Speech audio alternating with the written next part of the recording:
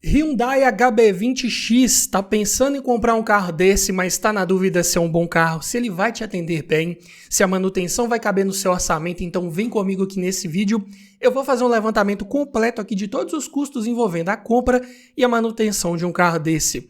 Vamos falar aqui de documentação, seguro, cesta de peças completa, lista de equipamentos, parte mecânica, consumo, pontos positivos e negativos, tudo em detalhes para você saber quanto vai gastar para adquirir e manter um carro desse. Então, se já gostou do tema, não esquece de deixar aquele like no começo do vídeo para fortalecer o canal, se inscreva se ainda não for inscrito. Eu sou o Paulo Silva e esse é o Bate-Papo Automotivo.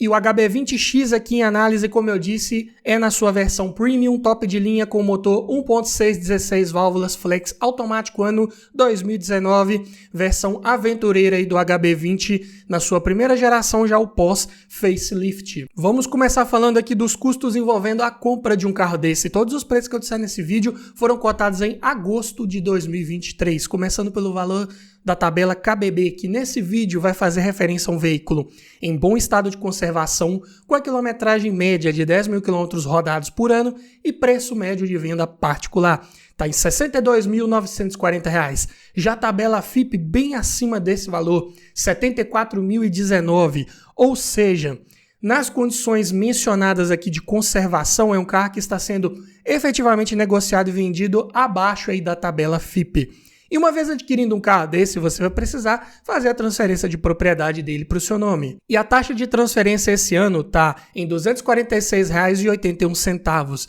Também vai precisar colocar as placas Mercosul, se estiver adquirindo esse carro de um outro município e ele ainda não tiver essas placas instaladas. Em média, aqui na minha região, é cobrado em torno de R$ 300.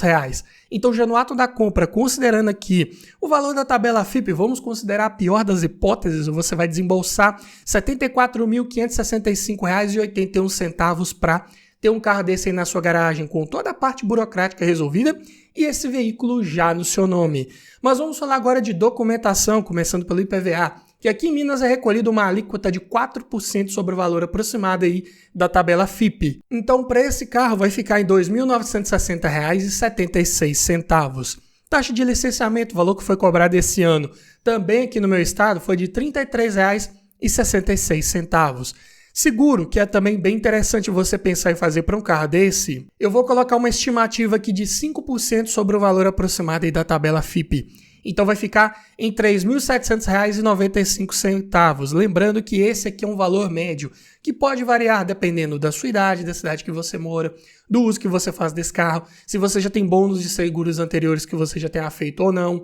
Pode variar também dependendo da empresa que você fizer a cotação. Então, para cada realidade, esse valor aqui pode ser um pouco maior ou menor. E vamos falar também aqui de inflação que esse carro teve nos últimos 3 anos. Para isso, vamos pegar o valor dele de tabela cotado há exatos 3 anos atrás, ou seja, em agosto de 2020 esse carro estava avaliado em R$ 61.188. Diminuindo do valor de tabela atual e dividindo por 3, esse carro teve uma inflação média por ano nos últimos 3 anos de R$ 4.277.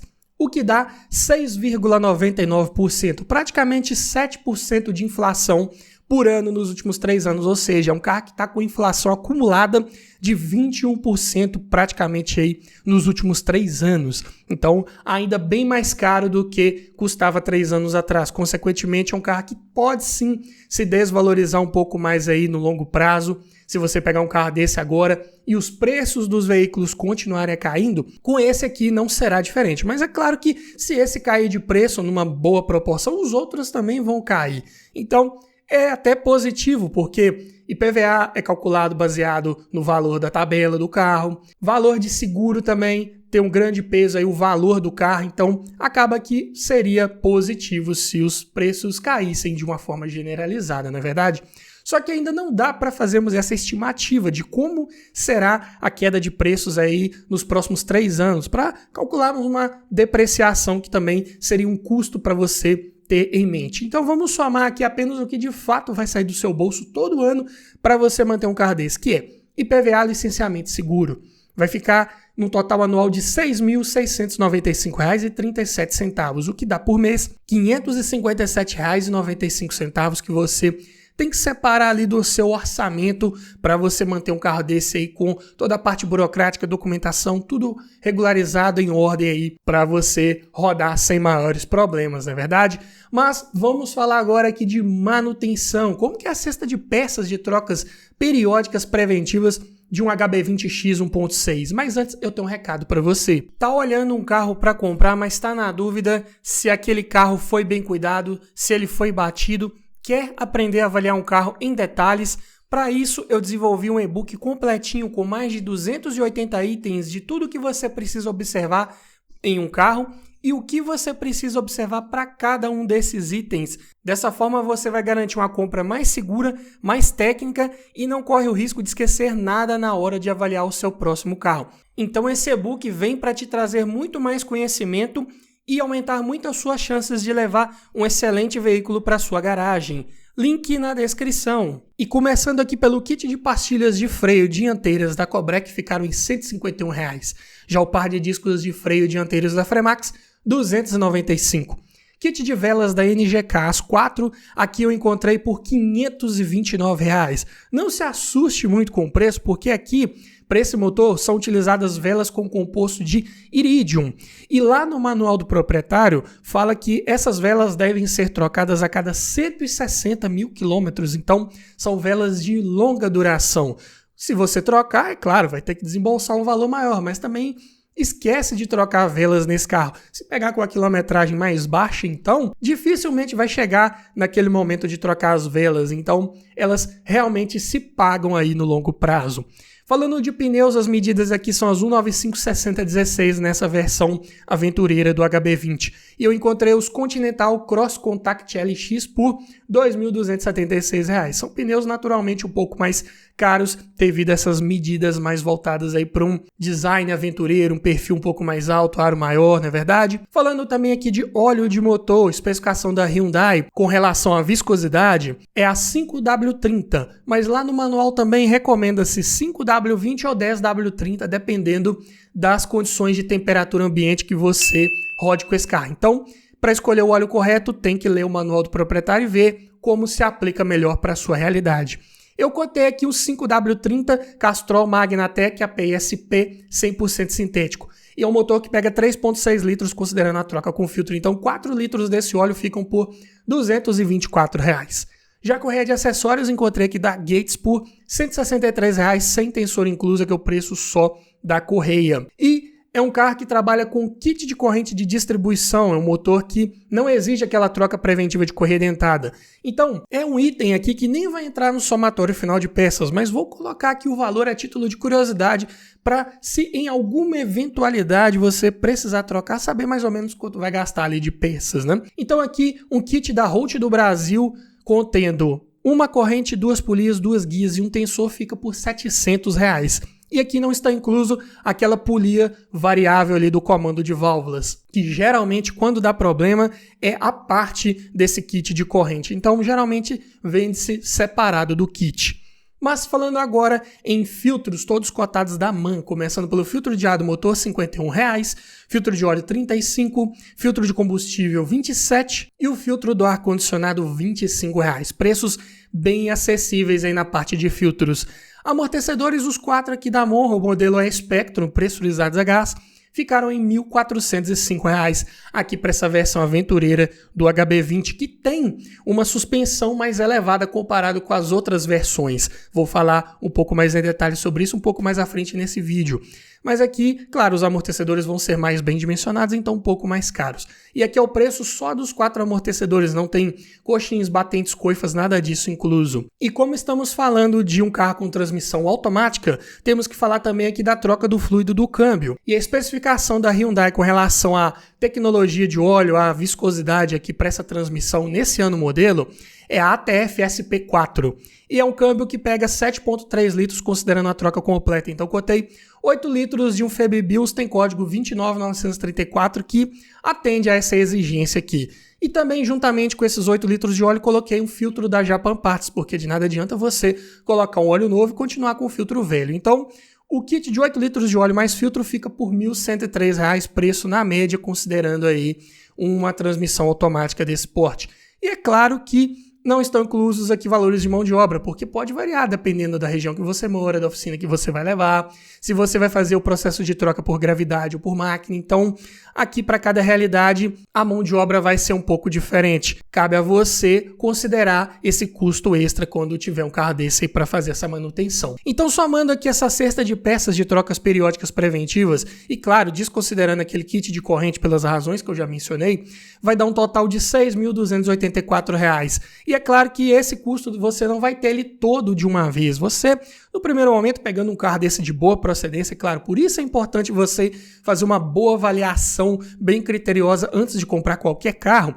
Aqui no primeiro momento você pode ali talvez trocar um óleo com filtro, aí mais pra frente pode vir ali uns 2 pneus precisando trocar, mais pra frente talvez um kit de pastilhas de freio. Então são custos que você vai tendo aí ao longo do tempo que você tiver com esse carro. E também esse somatório tá aqui para você comparar com outros vídeos que eu já fiz aqui do canal nesse mesmo formato e comparar, ver qual tem a cesta de peças mais barata, é um HB20, é um Gol, é um Onix, qual deles? Então, vou deixar a playlist completa ao final desse vídeo para você conferir. Mas continuando aqui falando dos custos do HB20X, agora em abastecimento, começando pelo custo do tanque cheio. É um carro com motor flex, porém a gasolina aqui na minha região está com um preço proporcionalmente mais vantajoso ainda comparado ao etanol por enquanto, porque a gasolina, infelizmente, subiu bastante de preço aí nos últimos dias. Está numa média de R$ 5,89 o litro, e esse carro tem um tanque de 50 litros, então fica em R$ 294,50 para enchê-lo.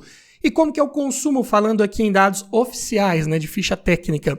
Na cidade é um carro que faz 7,1 km por litro com etanol, 10,1 com gasolina. Estrada 8,7 no etanol, 11,4 com gasolina. Aqui tem um consumo um pouco mais elevado comparado com outras versões aqui do HB20, principalmente na estrada, porque tem pneus de medidas diferentes, pneus de uso misto nesses cross contact mais voltados para essa característica, são pneus também um pouco mais largos e é um carro de suspensão mais elevada que também prejudica um pouco do coeficiente aerodinâmico. Então acaba que na estrada vai ser um carro de consumo um pouco mais elevado, infelizmente. Somando isso também ao câmbio automático, também não vai ser dos mais econômicos. Ainda falando em dados oficiais, agora na parte de autonomia, com tanque cheio de etanol na cidade, esse carro pode rodar 355 km, com gasolina 505. Na estrada com etanol 435 km, com gasolina 570. Aqui o tanque ele é médio, tendendo a pequeno, e o consumo é elevado, então a autonomia não fica das mais favorecidas, infelizmente. Mas falando em lista de equipamentos, que é um grande ponto de dúvida de quem está querendo pegar um carro desse, de série, ele já vem equipado aqui nessa versão Premium, com direção elétrica, com ajuste de altura e profundidade, vidro elétrico nas 4 portas, travas elétricas, retrovisores elétricos com rebatimento, além de alarme, rodas de liga leve, ar-condicionado digital, computador de bordo, bancos de couro, faróis de acendimento automático, 4 airbags mais ABS, faróis de neblina, Isofix e sensor de estacionamento traseiro. E o sistema de som já vem aqui de série também com a central multimídia, com as conexões de USB, Bluetooth, comandos no volante, espelhamento para celular e até TV digital. Então, bem completinho se tratando de um veículo que ainda é compacto no 2019, comparado com seus concorrentes, ele entrega aí uma lista de equipamentos minimamente satisfatória. Faltou ali um limpador de acionamento automático, talvez um retrovisor fotocrômico que alguns outros carros entregavam, mas aqui ele já tem o essencial para você viajar com um bom conforto, uma boa comodidade, conveniência a bordo, uma boa tecnologia embarcada. Falando em conjunto mecânico, que é outro ponto de dúvida de quem está querendo pegar um carro desse, aqui equipado com motor da linha Gama, excelente confiabilidade mecânica, motor muito utilizado na linha Hyundai e Kia. Aqui é um duplo comando de válvulas no cabeçote acionado por corrente e variador de fase para as válvulas de admissão. Então a potência de 122 cavalos na gasolina, 128 no etanol a 6.000 RPMs. E o torque, 16 kgfm na gasolina, 16,5 no etanol a 5.000 RPMs. Então, é um motor que tem bons números de desempenho, mas você tem que esticar lá no talo para ver todo esse torque aparecer e toda essa potência. A consequência disso também é um consumo de combustível um pouco mais elevado, infelizmente. Mesmo sendo um carro relativamente leve, 1.058 kg, a relação de peso-potência fica em 8,3 kg por cavalo. Aqui é um carro de respostas até bem rápidas, mas quando está com o giro lá em cima. E o 0 a 100 é feito em 11,2 segundos. Seria um pouco melhor se fosse equipado com câmbio manual, porque aqui é equipado com câmbio automático de 6 velocidades acoplado ao motor conversor de torque. É o câmbio A6 GF1, que é claro, vai ter esse conversor de torque visando o maior conforto, a maior suavidade nas trocas de marchas, nas arrancadas principalmente. Então acaba que esse 0 a 100 dele fica um pouco prejudicado. Mas ainda é um carro que vai entregar um excelente desempenho comparado com vários de seus concorrentes. Mesmo você viajando com passageiros, mais porta-malas carregado, ainda vai ter uma boa resposta, vai conseguir fazer ultrapassagens com tranquilidade, com segurança. Sistema de suspensão, McPherson na dianteira, eixo de torção na traseira, configuração mais simples para não ter um custo tão elevado aí de reparo, assim como o sistema de freios, disco ventilado na dianteira e tambor na traseira, até bem dimensionados para o peso desse carro. Direção de assistência elétrica, varia o seu peso ali de acordo com a velocidade, então ótima em qualquer situação, muito boa. Porta-malas tem bons até 300 litros de capacidade. Para um hatch compacto, tá até muito bom. Eu diria que está na média, tendendo a um dos maiores da categoria. E conta ainda com banco traseiro rebatível e bipartido, caso você queira e possa aumentar ainda mais essa capacidade de carga, o que é ótimo. E os pontos positivos principais, então, de você pegar um HB20X, principalmente esses 2019, pós-facelift, é claro, seu motor bem confiável, resistente, boa oferta de peças no mercado, que você encontra com facilidade. Todas aquelas peças que eu citei lá de manutenção preventiva, encontrei aqui, consegui fazer uma cotação com muita facilidade, encontra-se bem fácil aí, principalmente na internet, preços médios. Nada de exagerado para você manter. O que tem preço um pouco mais caro também tem uma ótima durabilidade, como as velas, por exemplo. Então, você, no longo prazo, não vai ter um custo tão elevado. É um motor bem confiável, não quebra com facilidade. Assim como o câmbio, essa linha A6 GF1 veio para entregar 2 marchas a mais comparado com os primeiros HB20, que tinham câmbio apenas de 4 marchas, os automáticos, né? Então, é um câmbio que tenta visar um pouco mais ali da economia de combustível, mas ainda conservando a excelente confiabilidade e resistência mecânica de praticamente todos os outros câmbios aí da linha Hyundai.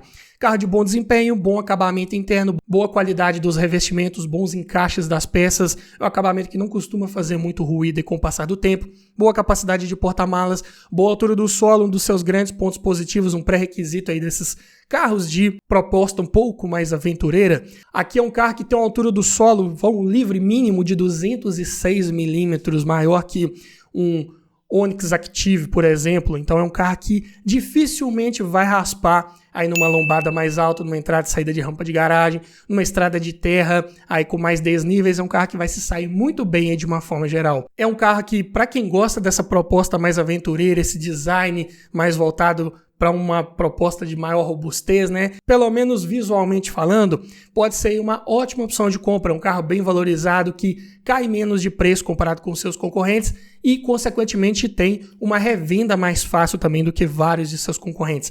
Mas é claro que nem tudo são flores. É um carro que também tem alguns pontos de atenção para você ficar ligado. Como já falei, em números o consumo dele é um pouco mais elevado, utiliza step de medidas temporárias, aqui são as 125, 80, 15, então é só para tirar ali numa situação de emergência, você já tem que procurar uma borracharia o mais rápido possível.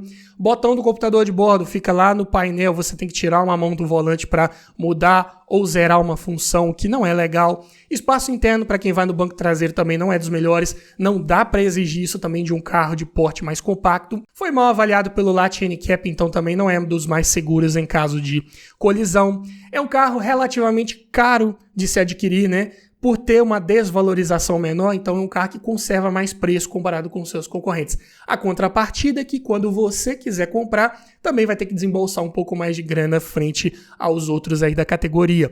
Também peças de acabamento externas, principalmente de uma forma geral nessa versão aventureira, aqueles apliques plásticos ali para dar aquele visual off-road, acabam encarecendo um pouco também o seguro, são peças mais caras de fato, então pode ser que o seguro fique acima daquele valor médio que falamos falamos lá no início do vídeo. É um carro que também, por essas razões, fica um pouco mais visado para roubo, que novamente vai tender a elevar esse preço aí de seguro lá para cima. Mas me diga você, frente a toda essa análise do HB20X, você levaria um carro desse para sua garagem? Deixa aqui nos comentários, quero ouvir a sua opinião. E se você gostou desse tipo de vídeo, eu vou deixar aqui no final uma playlist com vários outros vídeos nesse formato, para você que ainda está na dúvida. Talvez um HB20X, um Onix Active, um CrossFox, um outro carro da categoria ou até de outras categorias. Aqui você vai encontrar o vídeo que vai te ajudar a escolher o melhor carro para sua garagem. No mais é isso, obrigado por assistir, aquele abraço e até o próximo vídeo.